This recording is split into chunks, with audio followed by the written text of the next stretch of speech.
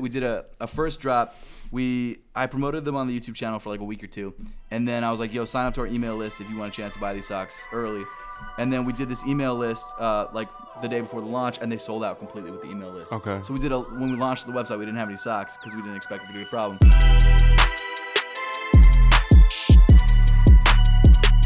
It's early in the morning on a Saturday. We got SneakerCon coming up. Yeah. I'm out here with Seth Fowler, and we're in his shop, his area. Yes, sir. So if you guys are watching this, obviously this is a different environment, but if you guys listen to it, I don't know, it might sound even more crisp. You know, he got nice stuff over here. So go ahead, introduce yourself, tell everybody who you are, what you're about, and everything, and then we'll get into it and start digging deep into your story. Cool. So I'm Seth. I review sneakers on the internet, and I design sneakers sometimes. And that's pretty much it. That's what I've been doing for the last 10 years. Dope. Okay, Yeah. so sneakerhead, Yep. 10 years on, Yep. on content. I've been doing it for a while, but I need to kick it back farther though. We always got to start with the origin story, you know, I like watching Marvel movies and Right. stuff. So, what was that grade school, middle school, young Seth? What was the vibe? What shoes was you rocking? What was you listening to? What was the house environment? What did you know about finances at a young age? Like, tell me about all these things. It was very like, I grew up in like a middle class, like super religious Christian home. Okay. I loved Vans sneakers. I loved basketball. I played basketball. I was terrible at, like, literally the worst. I was always a bench warmer, even at this like really crappy like little Christian league that I was in, that I shouldn't like, that everyone should get some play time. I was the one that didn't get the play time because I was that bad. But you loved it though. I did love it. I still love it. But yeah, I always loved basketball. I was always looking at basketball players and their sneakers, and that was always something that I wanted to have, but it was never something that I prioritized at the time. And then when I hit like 15, 16, and I started working just at Target initially, and then at the Vans store. Okay. I was starting to like have friends who had sneakers, who actually had some money to buy some sneakers. Yeah. And literally, I think the first time where I got really excited about it was the Vans store that I worked at when I was 16 was right next to a DTLR. Okay. In the it was Columbia, Maryland, in the mall. And they had just released the copper foam posits. And I saw them in the window. 2010. Oh yeah, I was like, yo, those are crazy. And or maybe I was 18. It was at some point, regardless. I know it was a copper foam posit. So yeah, it's probably 2010. I was probably 18. And I was like, dude, those are. Wait, so what year did you graduate? 2010. 2010. Yeah. Okay, so me too. Same year. 10. Okay. Oh, nice. Are you 92? Yeah. Yep, 91. Oh, 91. Yeah. Okay. Yeah. But that's when it was like, that's when the seriousness happened about the sneakers, because I finally had a couple bucks from like my jobs, and I was like, you know what, I'm gonna start grabbing some. So then it started really taking off in college when I started buying sneakers, and then also going on Facebook Marketplace and customizing sneakers. Okay. So that was like, when customizing, you was like painting them or like adding materials or doing like painting. everything. It was painting, yeah. Painting. So I didn't have like a sewing machine or anything. I didn't really know how to sew. So it was more of like, because I went to school for design, so I was like, you know what, I can make a couple bucks. I went on, at the time it was Buy Sell Fresh Kicks Philly, because I'd moved up to Philly for school. And I would go on there and I'd post like pictures of like pairs of Vans that I'd customized. Okay. And then I'd be like, yo, if anyone wants their Jordans customized, I can do whatever. And then the first custom I ever did was also in 2011, but it was right in the beginning of college. And some guy was like, yo, I'll let you customize my kids' Air Jordan 5s, like the mystery machines. And I was like, cool, bet, let's do it. So I did it for $50, and they turned out decent. And then I used that picture and posted it on Facebook Marketplace. And I was like, yo, I can customize Jordans like this or however you want. And then it kind of snowballed from there. And that's when I really got into the social media side of sneakers. That's when it was like Mosh was like exactly the big dog. Exactly. He's still the big dog. He's still the big dog. Yeah. That was that time of like Mosh emerging onto the scene. Right. Wale is on fire. Yep. So I'm sure like you Yep. seeing that in your hometown and everything. Yep. Or not home. I don't know hometown, but your area. Because I had moved out here to Boston. Oh, nice. And That's I had awesome. saw the difference in footwear and everything. Right. Compared to back home, which we was already on foam posits and everything back then. Of course, yeah. But at the same time, like you could see it even more, especially with like other brands, Right. like New Balances and Sauconys and Right. everything like that. So it was interesting to see like the shift in footwear just by the coast. It really and what was. people wore. It's crazy too, like even between Philly and Baltimore, like in Baltimore it was all about the New Balances and the foam posits, and then in Philly, like at least from what I could tell, it was all Jordans all the time. And it was like, and that's just literally 90 miles. It's crazy the difference. But yeah, man, like it just kind of snowballed from there, and then I kept doing that till probably 2015, 2016, and then in 2016 I started the YouTube channel just for actually reviewing sneakers. And it was originally called Fowler Customs because I was going to do customs on it. And then I just honestly I just have more fun reviewing the sneakers than actually doing the customs. So that's what I did. Right. And then that took off. Yeah, it's a lot faster. It's so much faster, bro. It's so much faster. And it's interesting because like customs, like I dealt with so many customers who like would either initially I was going through college at the time, and then I was working a full-time job, so it was really tough for me to like stay on top of everything.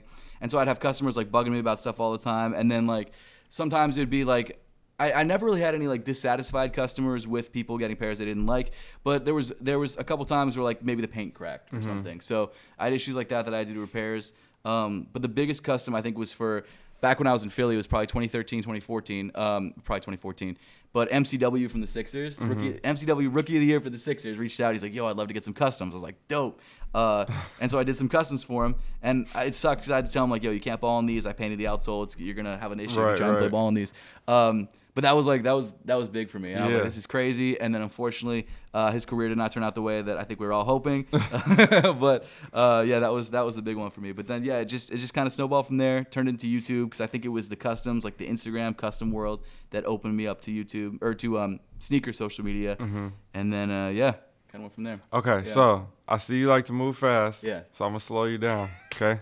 So take me back to high school still. Okay. During this time, you said you wanted to go to school for design. Right. How did you make this decision as a young kid in high school? Like somebody else that's listening to this, that's looking to get a new job or go to college or pivot in life, they want to take something from this. So how can they take something from your experience and your decision making on what you decided to do with your future coming out of high school? Because typically that's like, you know, it is either go to work or you go to school or do both or whatever. Like everybody's in different financial situations based on scholarships, you name it. So how'd you put yourself in a position for something or see, oh damn, I should have did this, I could have did this better? I think for me initially I was looking for schools in my area because it was a lot cheaper because if you in-state school, because I grew up I grew up in Maryland, so there was good colleges in Maryland, like you got University of Maryland, things like that, but none of them had the design program that I wanted. It was all like sculpting or like painting or stuff like that, which is great. But for me, I wanted to get into actual product design, like designing physical things that could be sold. So the only school that was close-ish was Drexel in Philly, and so that's what I looked at, and I applied for some scholarships. I didn't get a huge amount, but I got some, and it's funny because like dude, for a while after college, like I just went hard on paying off the loans. That was my big, so I was able to pay. It doesn't matter, we'll get into that later. But that was a big thing for me. I was like, I'm trying to get debt free. But that was sort of the reason I went to Drexel, was because it was close. They had a good program, or at least it was a new program, but it looked like it was going to be a good program, and it was in the end.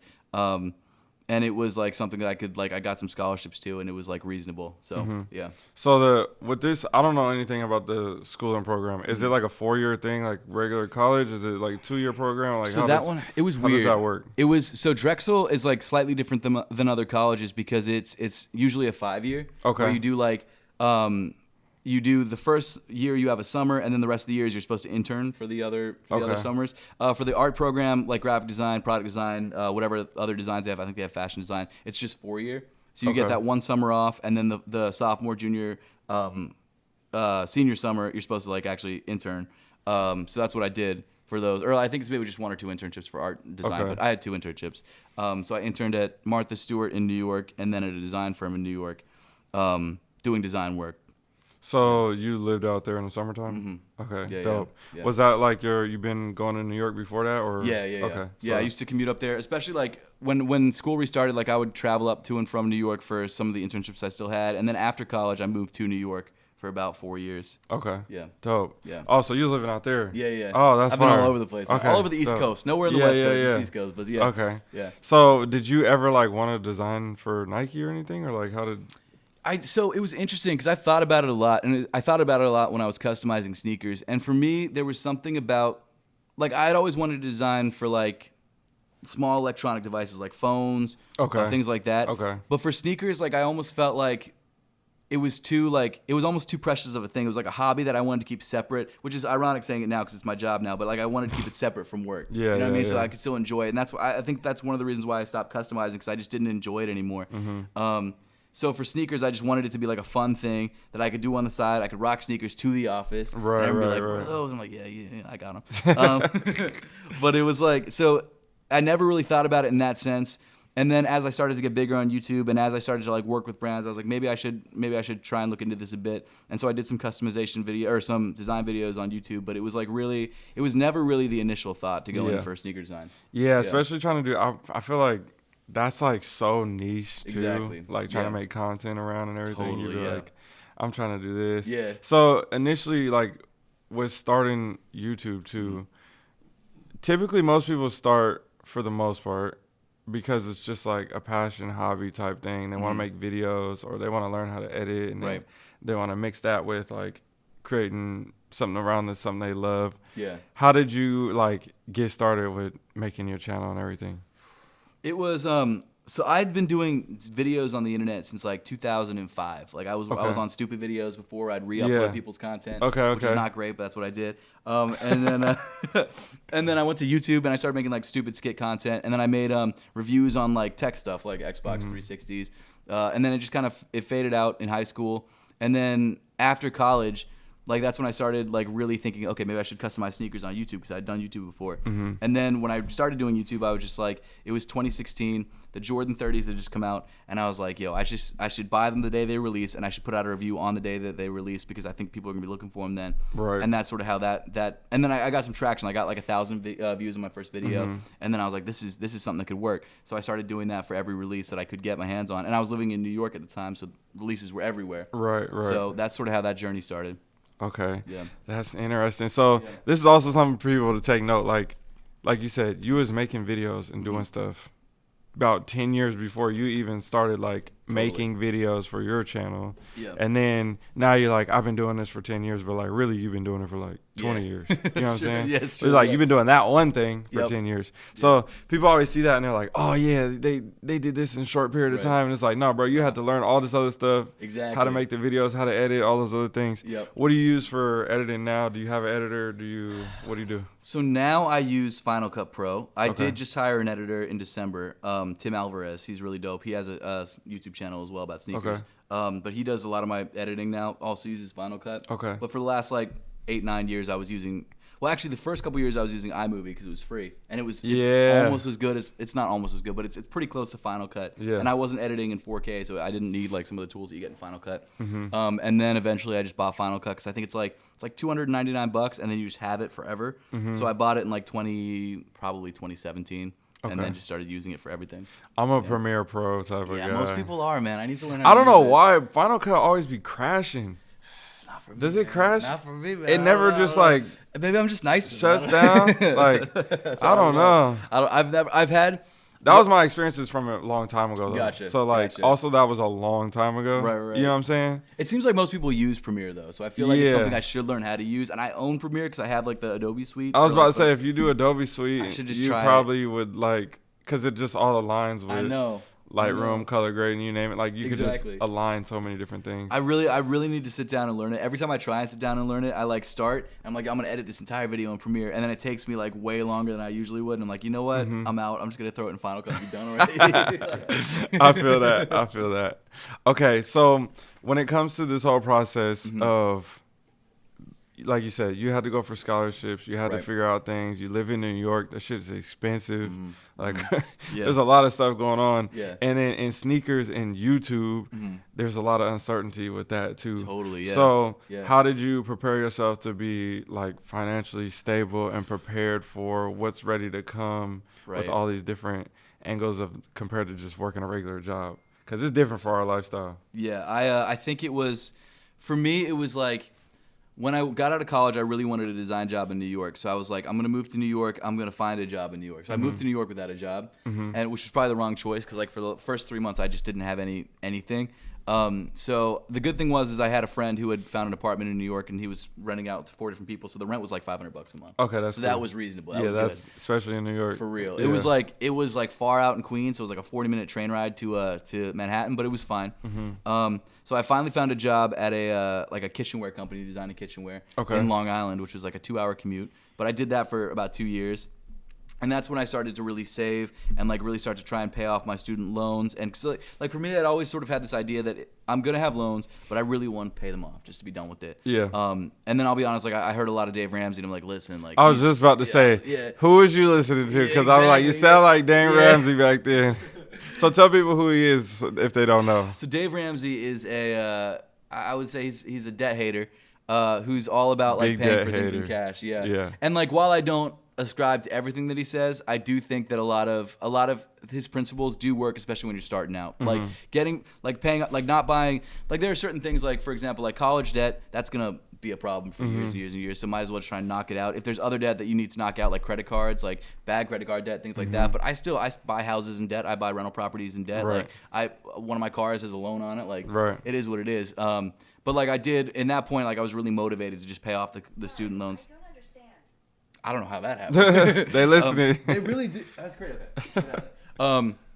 But I was really motivated to pay off the loans, and so I was like, that's what I'm gonna try and do. So that first job, I wasn't making a lot. I was saving. I was paying off loans, and I was buying sneakers here and there. And that's when I was like, okay, I gotta try and really make a push on YouTube because if I'm buying all these sneakers, like I gotta find some way to subsidize some of it. Right. And so that's when I really started to push on YouTube. And then I was there for about 2 years, and then I got a job actually in Manhattan, like right outside of Chinatown in Soho, like right on the border of Chinatown and Soho, like literally on Canal Street. Yeah. And I was working at a dog toy company designing dog toys, and it was great because like literally at lunch I could walk to Kith, I could walk to like Jordan brand activations. I do the Adidas store where they dropped the Yeezy 750s. And that's when it was hot. Dude, it was so hot, dude. Yeah. And it was all right, like within 5 minute walking of like where I was. And like literally, so the satin breads, remember those from 2016? There was like 500 pairs. They only dropped in New York. That was 10 minutes from my office. I didn't get to go because I actually had to go to work that day, which it was most days, but usually I'd sneak out at lunch. But everything was there, so I was getting like the craziest releases, and I was going home, filming a video, uploading it, and that was like really, really helping push everything. So that's really how the channel got its big jump. Like I would say that the biggest video I had at the time was when I won like this little sneakers app contest where I got to meet Virgil. And like talk to him, and I was able to get a pair of the Chicagos for retail and had him sign them. And that review video was really what, like, I think it finally hit 1 million views like a couple years ago. But like that's the first video where people are like, dang, okay, he gets like it's the big one. He gets some crazy stuff because it was literally like a month or two before the sneakers actually released. So that was a big push, and it was all because I was living in Manhattan, close to all these releases. Like it was wild. Yeah. So when you talking about paying off debt, people talk about like snowball method, different things like that. What was your like plan of action of going about doing that? Mine was probably the snowball method. I was paying smallest to largest. And explain what that is to the people too. So basically, rather than paying off the debt that has the highest interest rate, you're paying off the smallest debt first because it's more of a mental win. So you pay off, like, for example, I had 3 student loans, so I paid off the $5,000 one first, and then I was like, okay, I can do this next one. Then I paid off the $10,000 one, and then I took the $30,000 one on, and I was like, okay, cool, this is the one that I got to really work on. But it sets you up to feel like you're winning versus where if you pay off the highest interest loan or highest interest one first, which I think was the middle one, you start out with like a bigger mountain to climb, so it's a little bit harder.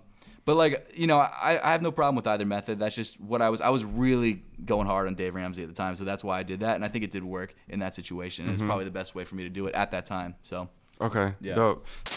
Today's partner is Sneaker Throne. They have multiple options when it comes to durable and high quality display cases. One of my personal favorites is the drop side display case. I'm a size 13 and I can easily fit my shoes inside of here, and I have hundreds of these stacked throughout my rooms to display my sneakers. When it comes to the cases in particular, you have 4 different color options: clear, black, white, and red. So if you're looking at grabbing one of these for yourself or for someone else, make sure you guys check out sneakerthrone.com, and don't forget to use the discount code DNA Show at checkout for 10% off for all your orders. All right, let's get back to this podcast. So, all right, when it comes to being a sneakerhead YouTuber, there's this fine line when it comes to money because people want to have everything. They want to have it early, this, that, the other. Right. There's so much that goes into making the video. How much time are you spending on the video? Is it worth your time at the end of the day once the video monetizes? Are you paying for the shoe, editor, and then this, that, the other? Like, so you have to factor in all these things. Yeah. Where did you, and how did you kind of learn that process and find the balance to make it a profitable thing as being a sneaker YouTuber? Because a lot of people do it and they're just like trading a video for a pair of shoes, or maybe even losing a little bit of money each time. Yep. It was really just the first time I really heavily thought about it was the first year I actually made any money off of YouTube, and I went to my accountant, or at the time like H&R Block. And they were like, "Listen, you should be writing off all these shoes because you're using them for business." Right. And then that thought in general, I was like, "Wow, okay, so literally I can write all the shoes off, any equipment I can write off, the room that I'm renting in New York I can write off." And then I was like, "Shoot, I should go back and see how much money I'm actually spending on all these sneakers and whether the videos are making up for it." And at the time they weren't. But I would just mainly just resell the sneakers anyway. So that would be your way to get the money back. Yeah, if it was a sneaker I didn't really like, I'd resell it. And a lot of it was subsidized from just my full-time job at that point. But thinking about it, like, I still don't do this as much as I should, but like I try and buy the sneakers that I think will get the biggest return in terms of content. Okay. So like, for example, I'll buy the shoes that I really like, obviously, and I'll review those, but I try and not buy like random releases that I don't think are gonna get views that I don't even care about. Like initially, like when I was really pushing hard, I was buying everything. But then now that I've sort of gained an audience and I'm being more careful about what I review, I'm able to pick the shoes that I think I either won't lose money on or I'm willing to take a risk on. But there is a risk there. Like for example, I just reviewed the Bread 85s, and I paid $1,000 for those. And the video I think currently it's doing really well for my channel, like 106,000 views. Okay. But I've only made like $800 off of it, so I still haven't made the money. But you're getting there, yeah. So you're like, okay, that'll work. Exactly. Yeah. But then I bought a pair of the upcoming Lucky Shorts 3s. The 3s, yeah. Yeah, for like $350, but the video only made like $200. Right. So like you never it's kind of one of those games, but like I think also though, like when it comes to getting stuff early, like there's this double wave. Yeah. Like you get that initial little push and then it like dies down, and then when the release comes, it hits another wave. And you gotta kind of like repost it or do whatever to get some more views on it, but that'll really like get you back to where you need to be. Yeah. On that standpoint, so it's usually cool. Yeah, I agree, and I think my strategy has become like the reviews are I think what really open up me to a new audience. But for me, the bread and butter, the stuff that like really makes most of the money for the channel is the stuff that doesn't require me to spend money, like the top 10 videos or the sit or sell videos where I talk about upcoming releases, things like that, or even just like thrifting vlogs where I'm spending like $50. Right. Because that stuff that can make the same sort of money that a regular sneaker review can make, but I'm not spending anywhere close to like $1,000 on a pair of shoes. Yeah, when COVID, like I started like seriously making videos. 2020 was like the first full year of doing it, and I was like, there's stuff coming out. Yeah, we're buying stuff online, but my biggest thing too was like, I can make so many videos for free at the house that I don't even need to like, or maybe buy like something that's $12 at Walmart that I just need like a magic eraser thing or something. You know what I'm saying? Like random stuff like that. Yep. So I think too, like people that's watching or listening that want to make videos, you got to understand like, you don't need to be spending money all the time to make videos. Like there's a lot of great ideas out there that work. So for, like you said, you have different kind of, people call them buckets, pillars, whatever you want to call them to your channel. Right. How many do you have and what are they on your channel? So I would say I have 4. Okay. I've got sneaker reviews. I've got top 10s. I've got, I used to have design videos, but not as much anymore. And then I've got like thrifting content or like outlet vlogs, things like vlogs, I guess you'd call them. So those are the 4 main ones. Currently, like what I've been focusing on is the top 10s and the reviews because that's what does big in the holidays. And top 10s are so evergreen. Like you put out a video, for example, I put out like at the beginning of the year, I'll put out like top 10 most comfortable sneakers for this year or top 10 New Balances for this year. Because throughout the year, that'll gain a lot of viewership. And it's not from my regular audience, it's from people searching. So those ones are big. Like those consistently are my biggest videos of the year. And I get that they can be boring for some of the longtime viewers. And while I totally get that, there is still some cool information that you can learn from those videos, but also it really is that's more of a larger audience play. It's so interesting too because we like, as creators, want to cater to our longtime viewers, but then we look at the analytics and it's like, the majority of the viewers are people that aren't even subscribed. Exactly. So it's like, who are we creating for? And you got to try to find that balance. When did you kind of like realize the difference of that and knowing like, okay, this is what I'm making this video for and the purpose behind the video compared to just being like, I'm being consistent. I'm making videos for YouTube. I'm doing it every day or whatever it is. I hate to admit it, but like it was really recently. Okay. Like it was really like I knew the top 10s were sort of for that, but that was consciously only about really that pillar of content. Mm-hmm. Like I really, dude, honestly, like I didn't even start writing scripts until like a month ago. Okay. Which I don't write scripts. That's the thing. For the last 10 years, I didn't write scripts. Yeah. But now that I'm writing scripts, it's only really for sneaker reviews and like top 10 videos where I'm trying to get like a specific thing. But like I can tell you like, because especially now with an editor, I'm able to send him a script and he knows exactly the beats. Whereas like I'm just kind of rambling usually. Right. And that so initially it was for the editor, but now like for example with the Jordan 1 bread review that I just did, like I'm able to like get all the thoughts out there, get all the history out there without forgetting any of it. 'Cause that's my thing. Like I know it, but I don't think I know it as well as like I could, you know what I mean? Right. So like, there's all these little details, like how much did Jordan get fined for the wearing the breads, right? Well, you know, the airships. Yeah. Things like that, like little details that I would miss if I was just kind of reading it off or not reading it off. So I've been constantly evolving in that. Like I don't think there was any specific point where like I thought it was probably the last 2 or 3 years where I really started to think about the different buckets and how things work. Because before it was like I sort of knew all of it, but I never really put thought specifically into it, which is like the worst way to optimize a channel. But, yeah, I feel it. Yeah. I know it's hard. I feel like that's the hard part though, because you start and you're like, oh, I just want to be organic and do my thing. Right. And then like you start getting bigger and you're like, okay, I got to be more efficient. You start like really thinking about every little detail and stuff. Right. And then you kind of even could potentially like lose your way. Totally. Like trying to be a robot for the internet and everything. Yeah. So I feel like there is that balance. But yeah, for me, I'm like, it's the same way. Like I still cannot do no scripts and all that stuff. Like it just don't work. And I'll be making videos sometimes and I'm like, oh, I forgot to say this. And I'll be like, while I'm editing and I'm like, oh, whatever. Like it's fine. Then people can be the wise guys in the comment section and everything. Like that's fine by me. Like I don't care. Dude, I feel that so hard, man. That's so true. That's so true. So being on the internet, you get a lot of views and everything. How do you deal with all the trolls and what's your mindset behind that? So it was tough in the beginning, like pretty tough, because like I would get like 1,000 views and then I get like 3 troll comments, which is like it seemed like a pretty large percentage. So I get like 20 comments and like 3 of them would be, and I'd be like, oh man, and they'd be like, you know, just saying the worst ones are like.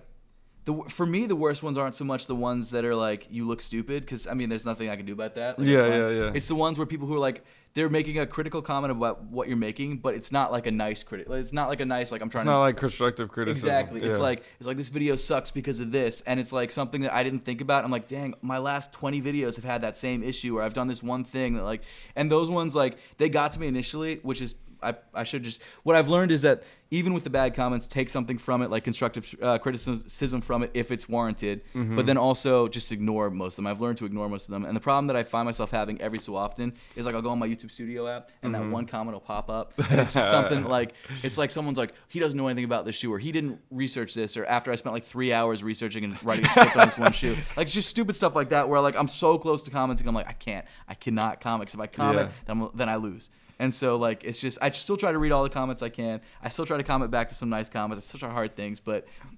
I just, like, I think I've gotten to a point where I have a healthy relationship with the bad comments. Okay. But if I let myself fall into it, it could be a problem. I think for me, it's, like, I call it a block party because I'm blocking people every day, right? Great. So if you're talking out the side of your neck, especially if you got some random name and no photo on your thing, like, bro, like... Come on now. Yeah, exactly. So like easy block, right? No, that's like all day block. But like when it's like when they write some crazy long message about something that don't relate partially, and then it's like some other stuff, I'm like, this is where we gotta like sit back, read this. I'm like show it to my wife. I'm like, look at this dumb shit. Like, and then we have our laugh, and then I'll be like block, and then we're still out. So that's kind of, it's always just like fun. It's fun and sad at the same time. That's a healthier for me. mindset, though. I think.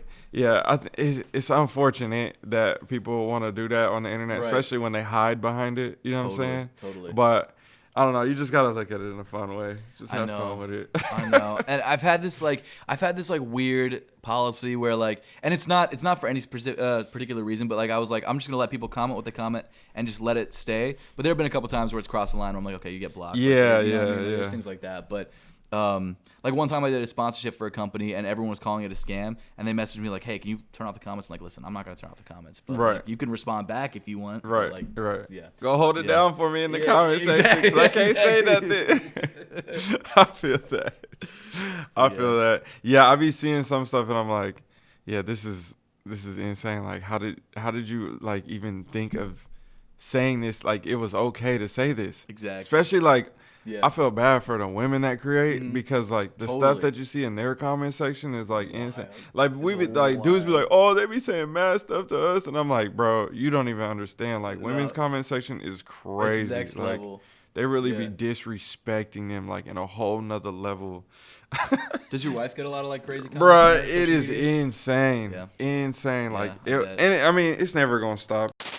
Today's partner is ShopDNAShow.com. Are you tired of wearing low quality gear? I completely understand. I made a personal mission to go out and find higher quality stuff and give it to you guys at an affordable price. And not only because of that, I have to wear this stuff every day, and I don't want to be wearing cheap clothing all the time. So I want to make sure that you guys know about it and are understanding that we have a lot of cool stuff coming out as well. Hit the link down below or pinned or wherever it may be. It's going to be shopdnashow.com. There's new drops every single month. I'm excited to see you guys in the gear. And now let's go ahead and get back to the podcast.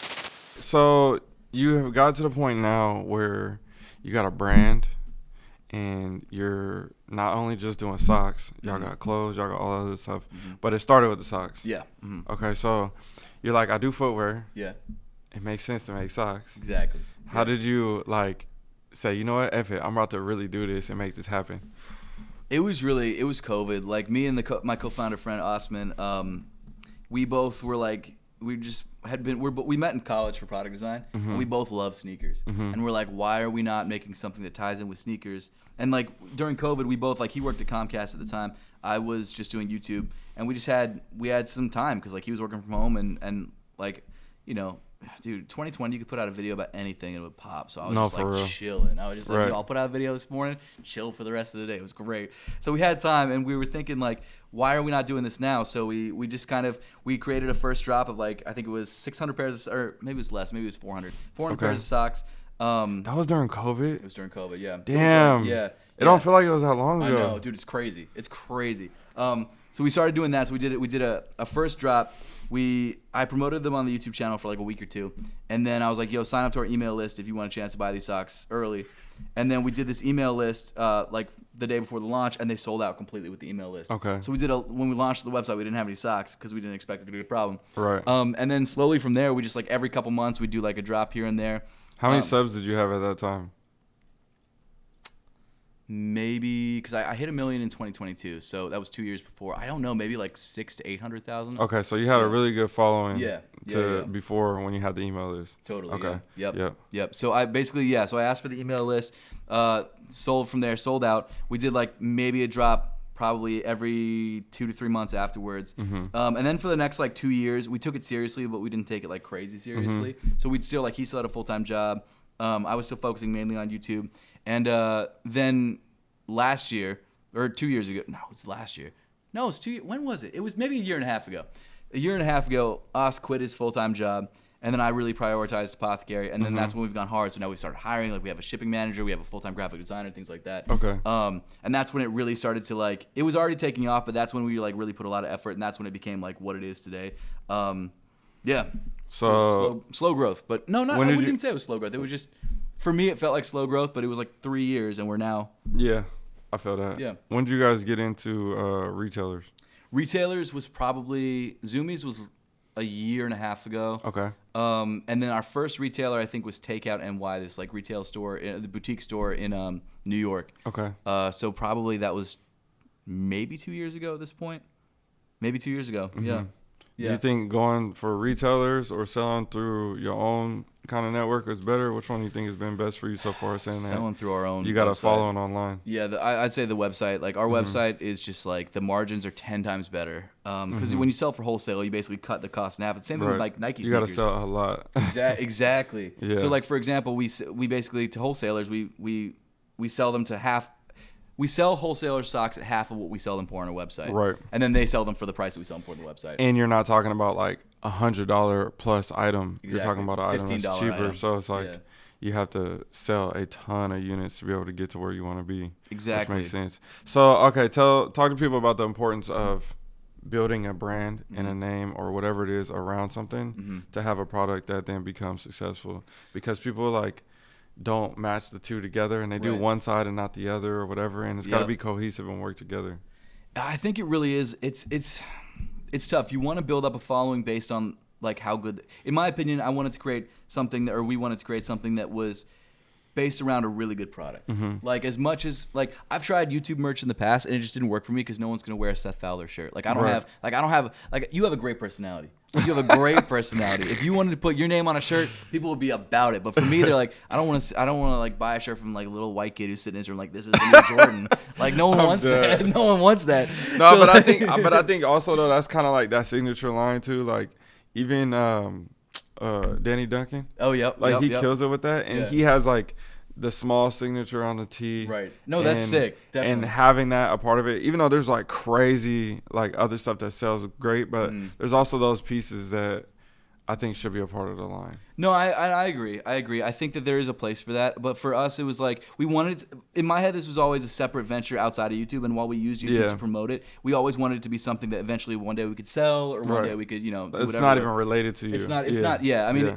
it is in that like it's intrinsically tied together just because like I'll be on like our social media promoting it, Right. and I'll talk about it in the YouTube channel. But like the hope is that it can live on its own. Say I quit YouTube, you know what I mean? Or worst case scenario, I say something insane and I get canceled, which I'm never planning to do. But I hope this doesn't. All right, let's get up all the. I'll set them up right here. Here we go. But like I want it to be something that can be on its own without me, and I think that's and not that I would be separate from it, but like I could just stop YouTube and just work Apothecary full time, and that's something that I could do, but I just love YouTube, and honestly, like why would I cut one of my jobs? I don't Yeah, know. no, I feel that. So it's like, but that was the original idea, to be its own separate thing with its own separate identity. And then I'll try and kind of help it and prop it up however I can. And like I'll continue to do that. Like I'll continue. Like I'm one of the co-founders of the brand, so I'm always going to be in like the social media of the brand or whatever. But it was never supposed to be merch. It was supposed to be its own separate like literal brand, almost like. Kind of like Richie Lee, for example. Like Right. he's got this whole huge line that's in Nordstrom's now. He's working Separate with- name though. It's separate, Right. exactly. Separate Yeah. name, yeah. Yeah, no. Like he's trying to be like a designer. I'm just trying to be some dude who makes cool socks. But you guys got there's like cargos and everything too, Yeah, we right? do. So Yeah. we do have those. We're branching. Like everything I'm wearing right now is Apothecary. Like I got the cargos, I got the hoodie, I got the shirt, Yeah. the hat. Like that's all stuff we're branching into because it's sort of like I wouldn't call it an accessory to the socks, but that's like we want to have sort of a full ecosystem of stuff. Right. But like our hero product is the socks. Okay, Yeah. that makes sense. Yeah. So what is the plan for growth with that in 2025? So I think it's been interesting. I think we really last year we were making a push to be more elevated. Well, towards the end of the year to be like more elevated. So we hired a graphic designer who's full time, who's spending all her time like working on our collections. Because before it was just me and Os doing it, and we just didn't have a lot of time. So we did our best. We made some fire collections, but now she's able to take concepts that we come up with or concepts she comes up with and create like even better stuff than what we were doing before. So Okay. now our collections in general are fuller. They're more well thought out. They're planned out like 6 months in advance, and they're just better overall. And then around that, we've been working more on elevating the actual marketing around it. So we've been working more on the photo shoots, working more on the promo videos. But moving into 2025, the approach that we're thinking of a little bit is to get more. Not to get more like TikTok-y, but definitely lean more into the social media side of things than we Okay. have been, which is weird because we're sort of almost a social media brand in general, but like we never really did that push to like go hard into it. And I think we want to find that balance between elevated brand, but also having a social media presence that can sort of not go viral, but like be, like people know the brand and know who the people behind it, things like that. Right. So it's trying to strike that balance with creating that kind of content without feeling corny. You know what I mean? So do you guys ever seek to, what is it, stance socks? They do like with the NBA and stuff. Yeah. Oh, dude, that'd be sick. So is that like you like we're about to come for their spot, or is it like we're gonna be in our own world doing our thing? We and, would love like to- take over something else, or like I'd love to take what's it with someone. you know what I'm saying? I Like mean- where are you trying to be with it? Like give me the big picture. The big picture is be like $100 million company, like be like Stance, or maybe even one day sell the Stance. I don't know, but like something like that. I feel like this is a really scalable business, so we want to make it as big as possible, and just enjoy like making really good products. So our main goal is to make really great socks that feel great, look great, super high quality, and then I think from that sort of speaks for itself, and then the brand kind of grows.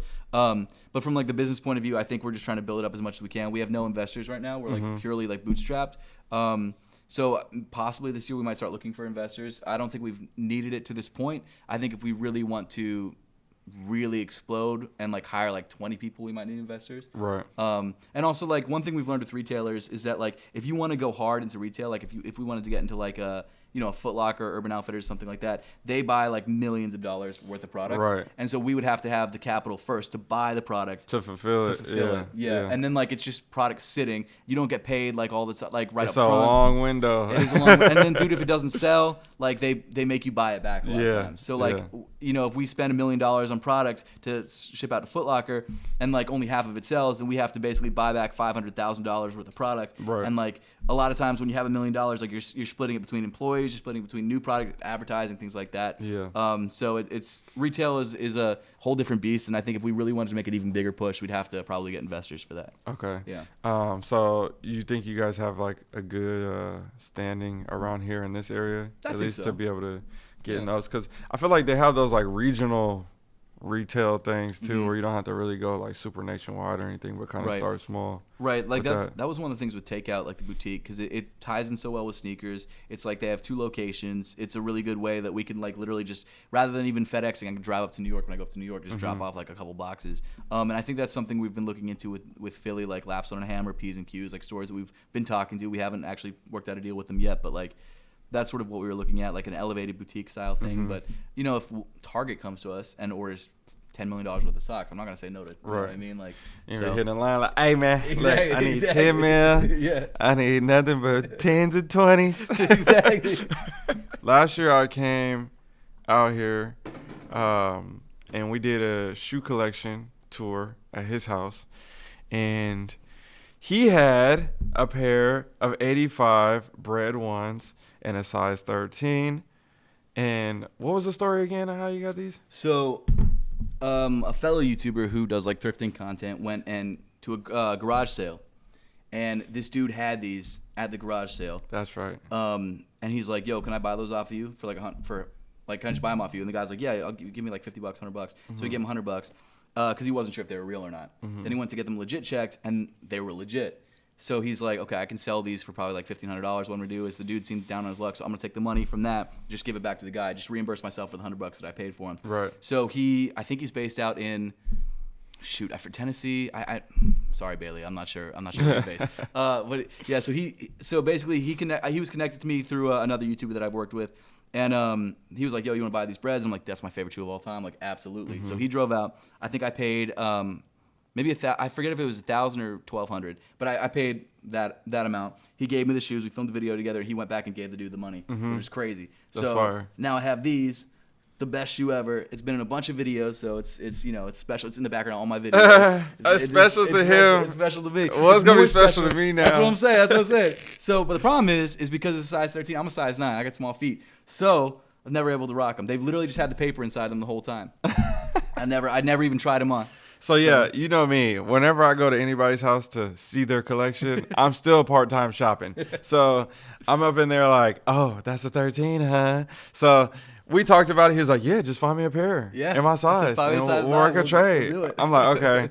And then it was like, "Oh, Philly's coming up," and I'm, you know how it goes. We're running a mile a minute at all times. Forget about stuff. Next thing you know, still make something happen. So Philly's coming up. I'm like, "Bro, it's Monday.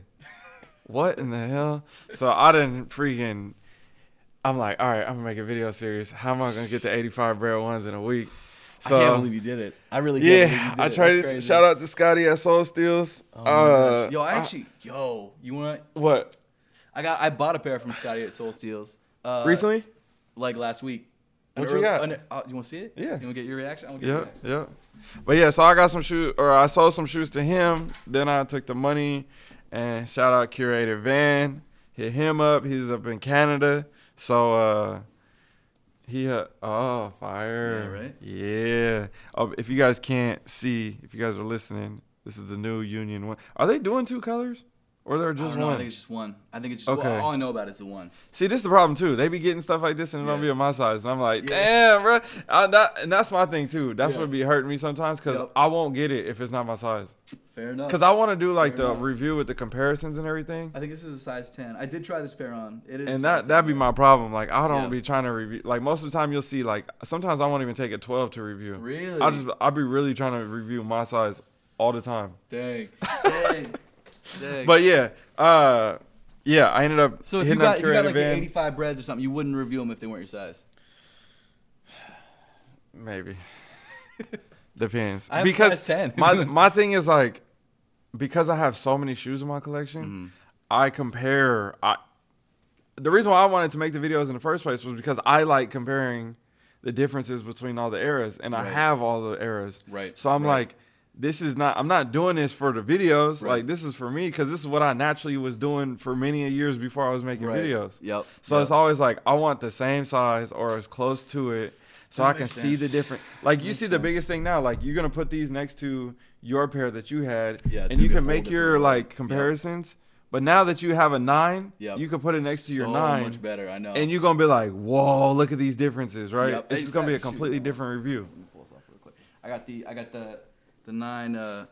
These guys, I've been wearing them a bunch. See? But like the difference, so I did a video review of these guys, and like I literally had shots where I sat them together like this, and it's like a completely different look. And Yeah. people were like, they look different, they're not the same. And I'm like, well, it's two completely different sizes. Exactly. Yeah. So like that was my biggest thing too. I'm like, bro, this is my specialty on my channel where I'm like, That's dope. this is what I like doing. So I don't know. Sometimes I'll just be like low key pass on some stuff, or I'll try to make like a quick little like, oh, Right. here's my first thoughts or something. But like, yeah. yeah, most of the time I'm like, I don't know. I want a did see 13. bro, I saw you did the your top 10 or your Jordan 1 collection video. Oh yeah, How you do that without your shoes, without the ones? with these, Yeah. they're gonna make it into next year. Oh, okay, So okay, fair it's always after I do my Jordan 1 collection videos at the end of like the previous year. Gotcha. So it rolls into January when I drop the video. Right. But I try not to put too much stuff that comes into like, cause now we're like today's what the 1st, right? Yeah. Of February. Wow, that's crazy how fast. Right. So like I try not to hold off too long because Right. I'm like those are shoes that would have went into the next year. Sorry, For this is next year's pretty video, I fun guess. stuff. Yeah, that makes sense. That makes sense. So that's kind of how I rock with it. Gotcha, But yeah, gotcha. I got the shoes from Curated Van. Literally, what's today? the first. Saturday. So Thursday night. That's crazy. They came in And the then you flew mail out- like 7 p.m. Flew That's out at 6 crazy. a.m. Wow. Wow. Oh my god. And now we're here. Yeah. And then I'm gonna take Let's go. these to All Star Weekend. Let's go. Are you And gonna then- rock them? And I'm gonna get I don't know. We'll see. I gotta The check them foam's a little first. stiff. I'm not gonna lie. Yeah, I'm not I had gonna to lie. check and see first. Yeah. But I'll for sure. I'm gonna try to take these to All Star and then get them when they drop Right. at the release and take them with me. Bro, All Star San And- Francisco this year, right? Yeah. Yep. Sick. So that's the goal. Is like That's do it gonna all. be sick. That'll be next week, but or Right. a week and a half away or something. But That's awesome. yeah. So that's the whole thing. Okay. Before we go, you got any words of advice for the young creators or the young entrepreneurs out there? I mean, Or the just, young dads out there? oh man, I think it's all to say. Just keep up with it, man. Just keep up with it, because it's gonna throw you some garbage, and you just have to deal with it. And like, if you stop, you're gonna regret it, because you're gonna be like, what could I have done if I kept going? Mm-hmm. So What do you think the biggest mistake was that you made so far I'm sure there's a for ton. YouTube and For for YouTube. your business? Dude, if I had so the Xbox 360 review I did in 2007, it's around the same time that MKBHD was starting. That my video got 300,000 views, and I Okay. never made another tech review after that. Damn. Bro, if I had kept making tech videos since 2007, You'd have been rolling in I it would have right been now. rolling, dude. Yeah. Rolling. So that's a mistake that I think about here and there. Although I will say I do think I definitely prefer sneakers to tech, because I just enjoy it more. But man, I wouldn't have said no to a couple $1 million a year for being a tech reviewer. But no, yeah, that's something I think about. But like, I'm sure there's small mistakes. And then within the sock business, I think I would have liked to have gone like I said, like we went full time a year and a half ago. I think if we had gone full time sooner, I think we could have been bigger than we are now. And I think we will be that same size that we would have been now if we'd started sooner, in a year. Yeah. But I think it could have just sped up the process. What gave you the confidence to go full time though? Because I feel like that's the other thing. People go to full time too soon, or they wait too long, Right. or like Right. they don't know what they need to realize like, oh, I can go full time. It was, I think, for my YouTube channel, it was two things. It was I got fired, and I also was making the same amount on YouTube that I was at my job, so that was easy. That was an easy choice. I wasn't fired for anything specific. It was layoffs.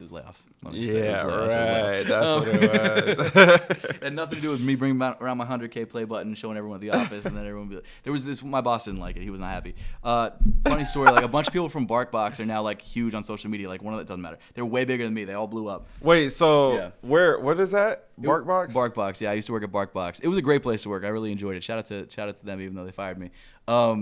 It was like a dog to a company, like a subscription. Oh, that's box. the spot. Yeah, Okay, yeah, same yep, spot. Yep, same also, spot. everybody, they all do like social media now. Dude, like one guy named Jonathan blew up with his poodle named Noodle. So Okay. he blew up on TikTok. It's amazing. He blew up on TikTok, 4 million subscribers or followers. Was on Good Morning America, all this stuff. Now he's still huge. He's amazing. He's a great guy.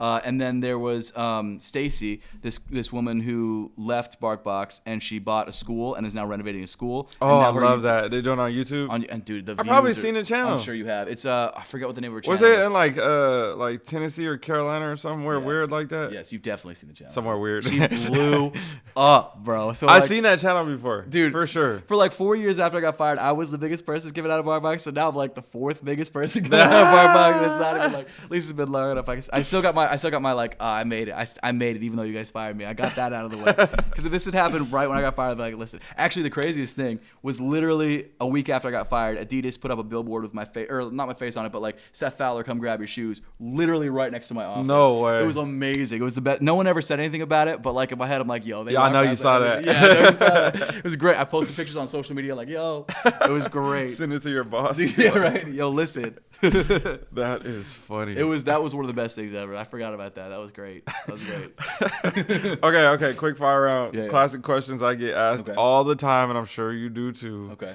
What's your favorite shoe in your collection?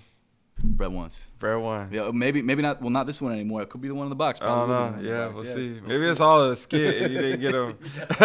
I literally haven't opened the box yet. I'm waiting for us to film a video. Okay, Well, favorite like, shoe ever. How many pairs of shoes do you have? I've been cutting it down, probably like 120 at the Okay. moment. Yeah. What's the most you spent? I did buy a pair of Dior's for $8,000, but I sold it again. So does that count?